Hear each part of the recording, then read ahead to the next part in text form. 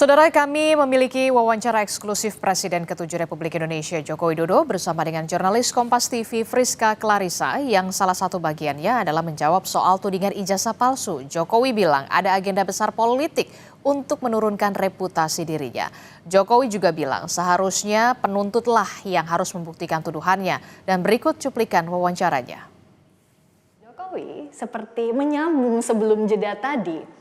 Kalau saya bertemu Bapak, tidak mungkin saya tidak bertanya soal isu ijazah palsu yang bahkan sudah 4 tahun ini Bapak bergulir. Episodenya panjang sekali.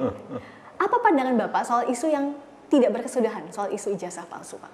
Ya, ini kan sebuah isu yang sudah 4 tahunan ya dibicarakan, dan sebetulnya saya sudah 4 tahun itu diam, tidak banyak menanggapi. Karena apa? Ijazahnya saya pegang gitu loh. Bapak pegang ijazahnya? Tetapi saya tidak menyampaikan kepada publik ijazah itu. Karena yang pertama, ada aduan ke Barreskrim. Yang kedua, saya dituduh ijazah saya palsu. Artinya yang menuduh itu yang harus membuktikan. Dalam hukum acara, siapa yang menuduh itu yang harus membuktikan. Yaitu yang saya tunggu itu, coba dibuktikannya seperti apa.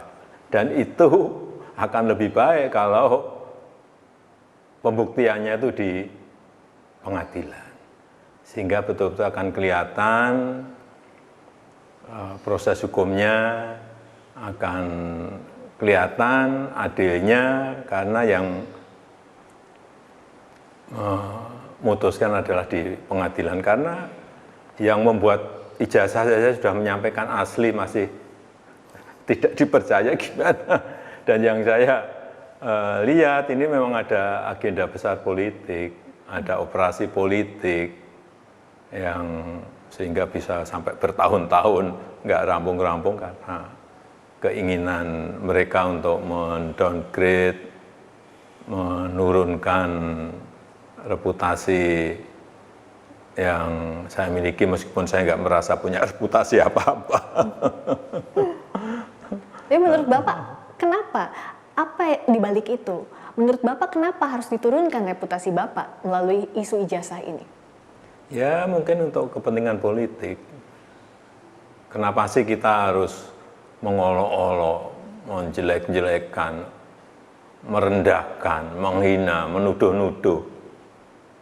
Semua dilakukan untuk apa kalau hanya untuk main-main? Kan mesti ada kepentingan politiknya di situ.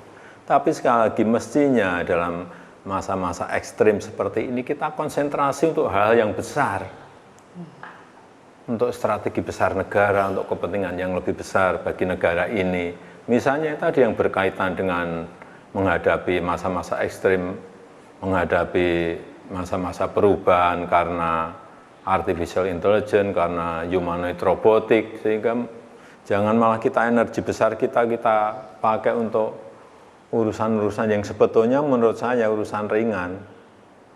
Menurut Bapak masih yakin dengan pernyataan Bapak sebelumnya ada agenda besar dan ada orang besar di balik kasus ijazah?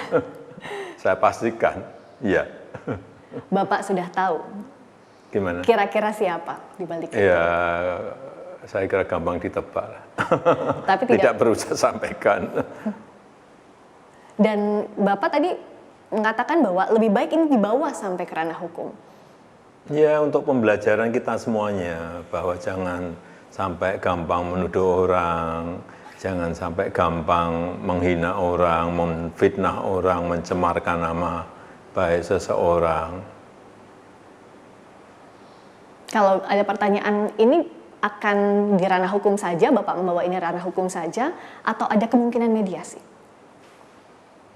Saya kira untuk pembelajaran kita memang lebih baik dilakukan di penegakan hukum, diputuskan di pengadilan akan lebih baik. Untuk pembelajaran kita semuanya.